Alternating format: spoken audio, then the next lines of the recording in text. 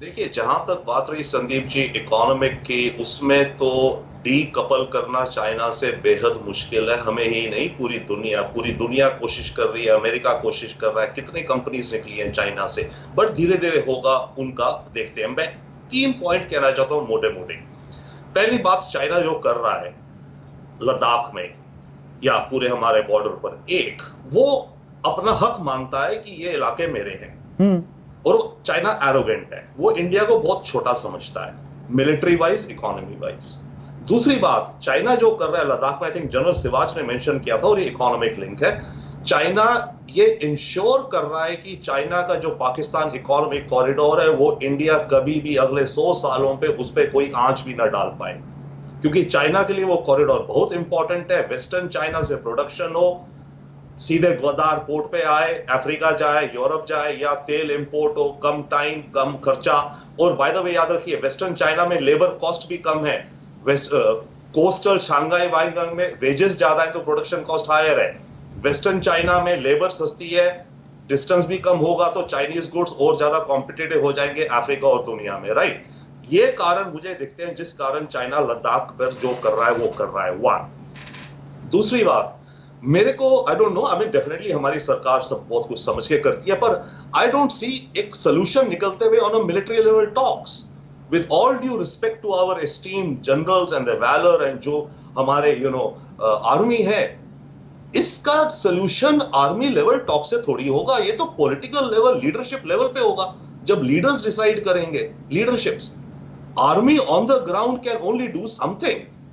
Okay, they can not take decisions की give and take, हमें क्या करना है। वो army may be tactical level पे कर लेगी, but in a big picture ये डिसीजंस तब हो पाएंगे सॉल्व जब पॉलिटिकल लीडरशिप्स दोनों कंट्री की मिलके बैठेगी। अब बैठ क्यों नहीं रहे, वो अलग रीजन है, दैट कुड बी कूटनीति, हम कब करना चाहते हैं, कैसे करना चाहते हैं। बट अंटिल वो हो, तब तक छोटी ये होते रहेंगे और सोल्यूशन कोई नहीं निकलेगा।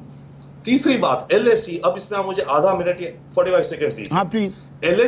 एलएसी जो कहते हैं, लाइन ऑफ एक्चुअल कंट्रोल, आपके दर्शक के हम इसे ऐसे मानिए एक नदी है। ये नदी करीब 3,500 किलोमीटर की है, हमारा चाइना का बॉर्डर। बाय द वे, इस नदी की लंबाई भी डाउट में है। हम कहते हैं हमारा बॉर्डर 3,500 का है, चाइना कहता है 4,200 किलोमीटर का है, राइट।